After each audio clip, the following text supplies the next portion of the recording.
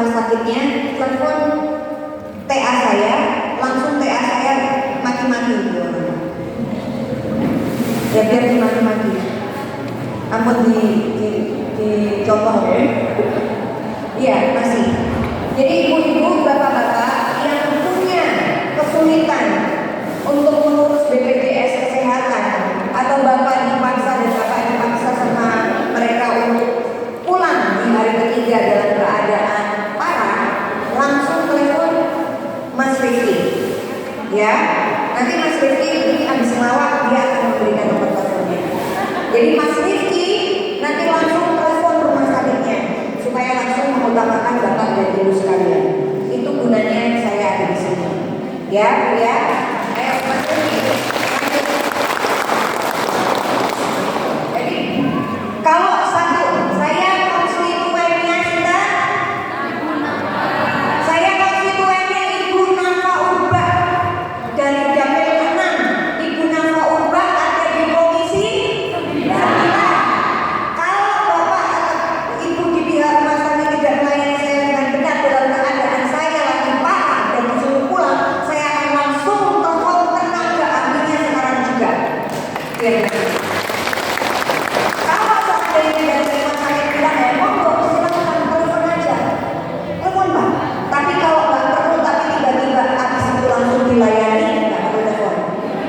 Tapi kalau seandainya tetap tidak dilayani dan bapak kondisinya parah, sekarang bapak curhat dulu, ceritanya curhat dulu nih sama Mas Rizky, ya kan, curhat biar Mas Rizky tahu kejadiannya apa, ya kan.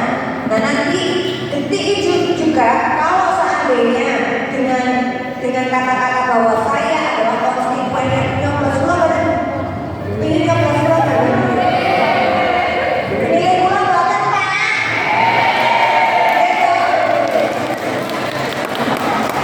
Oke, jadi itu ya ibu-ibu bapak-bapak. Kalau seandainya sudah dijelaskan, saya konstituennya Ibu Nafa Urba dari komisi 9. Ibu Nafa Urba mengurusi BPJS Kesehatan. Kalau masih nggak tepat, langsung telepon dia. Bully. Ya, langsung telepon dia, biar langsung nanti ke rumah sakitnya ditelepon sama Mas Rizky. Itu langsung selesai. Saya jamin langsung selesai. Ibu-ibu, ini gunanya Bu Dewan ada di sini. Ini bukan cuma anggota dewan yang dipilih terus habis itu lupa sama warganya, enggak gitu konsepnya. Enggak. Saya ngurusi warga saya datang setiap bulan di setiap kabupaten. Saya mendengarkan keluh kesah mereka, saya menyerap aspirasinya. Dan saya tahu problem paling banyak itu yaitu BPJS Kesehatan. Karena rata-rata yang BPJS Ketenagakerjaan semuanya clear. Kemarin kita habis bantu juga ada beberapa warga. Tiba-tiba dia itu petani, dia petani, satu dia petani, terus dia itu juga UMKM. Nah ini BPJS Ketenagakerjaan itu juga bisa dimiliki oleh para petani, bisa. Jadi nggak cuma sekedar dia kerja di pabrik, dia kerja di perusahaan, terus dia baru dapat BPJS Ketenagakerjaan. Tapi BPJS Ketenagakerjaan juga bisa didapatkan oleh petani, Pak. Bahkan oleh pelaku UMKM itu. Nah itu tuh bagus banget. Dia punya apa namanya?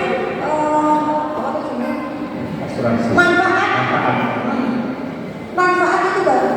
Nah kemarin Bu, saya nggak punya BPJS Ketenagakerjaan mas segala macam bla bla bla. Habis itu saya bikinin gratis selama 3 bulan. Terus habis itu yang 4 bulan disaur sendiri deh. Saya bilang deh Bu. Terus ada salah satu warga saya pas waktu habis kita daftarin BPJS Ketenagakerjaan, 2 bulan kemudian dia meninggal. Itu dia langsung dapat apa? Santunan. Detik itu juga dia langsung dapat santunan 24 juta. Kasihan kan, maksudnya padahal itu bisa bermanfaat sekali. Jadi itu salah satunya. Rizky, kembali teruskan. Kamu bahasa Jawa, kamu nggak sopan, ada di dalam kamu nggak bisa bahasa Jawa. Lalu Kali kedua Oke, kalau tadi misalnya masalah di rumah sakit, kemudian bisa telepon saya, curhat. Jadi kata kuncinya apa? Curhat dong Pak. Betul dong Pak ya. Bisa kan? Itu bisa diusahakan. Karena bagaimanapun tadi saya bilang nyawa itu nomor satu. Kalau masyarakat sudah pulang pulih sakit kemudian harus minta rujukan juga, memang bisa Pak, bisa ke desanya, minta ke puskesmas bisa. Tapi kalau saya membayangkan Bu Dewa, jarak dari sini ke RSUD jauh betul. Itu aja udah kenal, makan waktu, makan biaya. Kan kalau udah sakit apa duitnya punya, sedihnya banget ya, double. Nah itu ya kita berusaha untuk meminimalisir itu. Nah, termasuk tadi juga Bu Dewa bilang bahwa BPJS tenaga kerja itu manfaatnya besar. Saya akan besar sekali. Ada satu waktu Bu Dewa, tapi ini bukan di Jawa ya, ini di Kalimantan. Ada petani, alhamdulillahnya di cover sama BPJS tenaga kerja. Kepapak ular meninggal. Lalu di cover langsung. Pertama, biaya pemakanannya. Petani tersebut punya anak sekolah, di sekolah ini sampai lulus. Yang terakhir, dana sumbangan bunganya itu berapa dia? 40 juta. Ya tentu saya secara pribadi termasuk Bu Dewa juga tidak berharap Bapak Ibu mengalami kecelakaan serupa. Akan tetapi kalau kita nggak tahu ke depan seperti apa, kalau hal itu terjadi, tidak kita tentang ibu bapak punya anak lagi sekolah masih kecil, nauzubillah kenapa-napa, kan BPJS tenaga kerjaan itu mengcover seluruh kegiatan bapak ibu yang berkaitan dengan tenaga kerjaan. Intinya pas lagi kerja meninggal atau lagi kerja kecelakaan itu kita cover. Nah sehingga ini punya manfaat. Nah ke depan ini memang tidak ada stok, tapi sangat terjangkau. 1 bulan sudah 18.000. Jadi tinggal ini nggak saya nggak jualan. Nah nanti ke depan Bapak Ibu bisa mengurus itu bukan cuma buat pegawai yang kerjanya di pabrik atau di kantoran enggak. Kalau di Jakarta termasuk di Jogja kan BPJS tenaga kerjaan itu didirikan juga sama pekerja ojek online. Di sini jarang memang. Tapi kalau kita kaitkan dengan konteks masyarakat yang kebanyakan ada di sini, misalnya petani, itu pun bisa. Kita nggak tahu Pak, dan biar tiba-tiba di tengah jalan kemudian kita terpleset jatuh tangan patah, BPJS kesehatan yang punya, ada bapaknya Pak, namanya BPJS tenaga kerjaan. Oke, ada yang bertanya lagi? Cara bikinnya ini terus kilo. Oh ini ada Ibu Asmani itu Bu. Oke, tak saya tanya tadi ya, ngomong.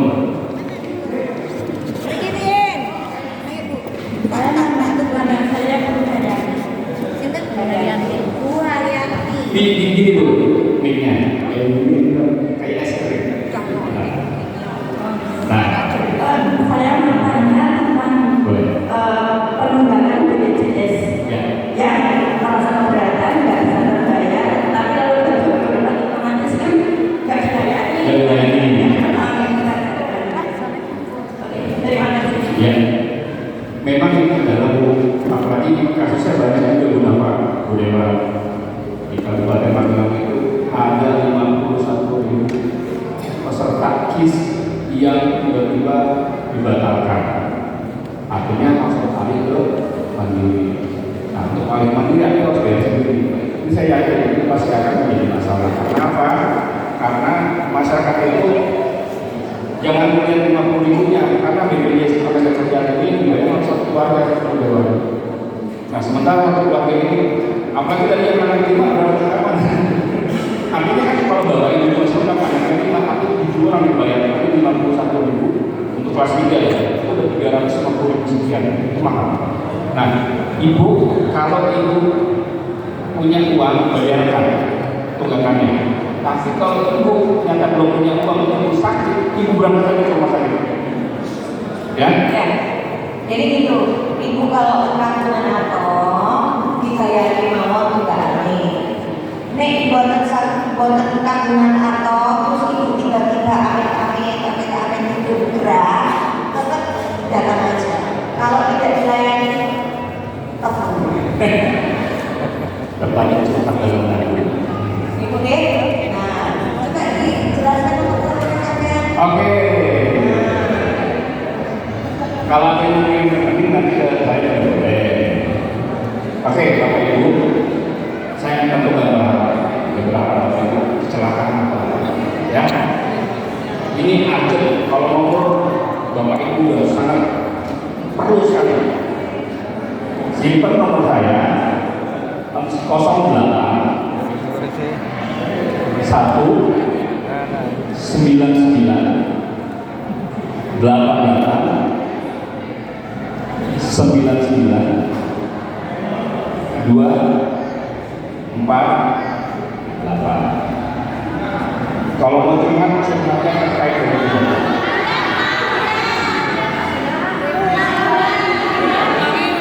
Oh, oke. Tadi saya belum. Tapi sudah saya jelaskan sama saya. Oh, Pulau namanya Rifki. Bener ya? Bener ya? Pulau Rifki. Nomor teleponnya, simpannya. Benar. Rifki. Ya, Rifki Sazali saya. 081 99 88 99 248. Orang baca sudah ditulis ya. Itu nomor darurat kalau bapak ibu ya terkendala di rumah sakit. Tapi kalau urusan yang kaitan dengan lain ya, saya mohon maaf ini belum tentu bisa kita cover semua. Ini nomor saya sudah seluruh angka jalan raya. Enggak, kalau kaitan dengan kesehatan insya Allah saya bantu. Hal-hal yang kaitannya dengan kebutuhan Bapak Ibu sekalian yang berkaitan dengan dewa. Ya, ada komisinya komisi 9. Oke, Bapak Ibu selesai ya.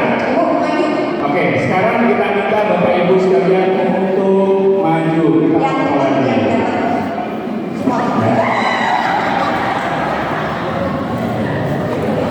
Saya yakin Bapak-Bapak yang mau maju. Bapak boleh Pak, Bapak maju ke depan.